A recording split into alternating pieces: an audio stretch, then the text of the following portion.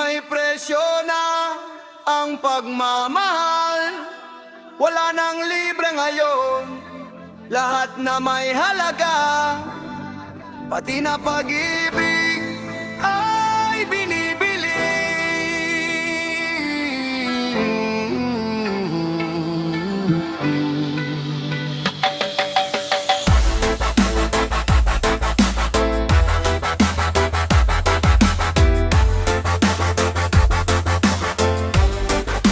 Runs music vibes, deep reggae roots. Sa panahong lahat may halaga, pati tibok ng puso may presyo na. Pero tandaan, sa huli na palagi ang pagsisisi.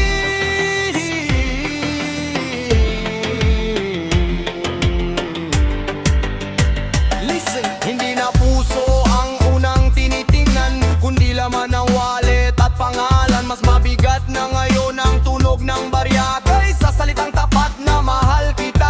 Di kapalit ang dangal sa mamahaling regalo, ngiting binabayaran, yakap na may resibo, habang ang pusong tapat ay tahimik na umiiyak dahil sa mundong salabiyang siyang namamayagpag. Kapag perang naging ugat ng pagmamahalan, pagkaubos ng bunga, mamamatay rin ang halaman. May presyo na ang pagmamahal, pusong dating banal, ngayon'y nasa bentahan. Kung sino ang may pera, siyang hari ng damdamin. Kahit ang katapatan, naiwan sa daan. May presyo na ang pagmamahal, pati konsensya'y isinangla para lang sa karangyaan.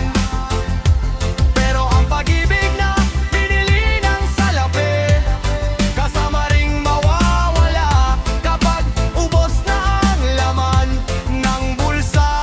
Maraming yumayaman sa panluloko ng damdamin, habang ang tapat gutom sa pansinin. Ginawang puhunan ng inosenteng puso para makatikim lang ng marangyang mundo. Hindi na mahalang tao dahil sa pagkatao, kundi sa kayayang ipasok sa bangko. Sa bawat mahal kita may nakatagong kondisyon. Kapag wala ka ng pera, tapos na ang misyon. Masakit mang tanggapin, ito ang katotohanan.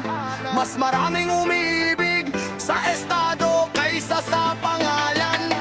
Kapag ang pag-ibig ay ginawang negosyo, parehong nalulugi ang puso at konsensya. May presyo na ang pagmamahal, pero walang tindahang nagbebenta ng katapatan. Ang salapi kayang bumili ng katawan, pero hindi ng pusong kusang nananatili hanggang wakas.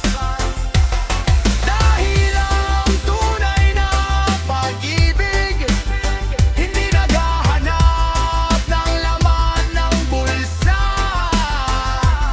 Hinahanap nito ang taong mananatili kahit wala ka nang maiaalay, kundi isang pusong tapat.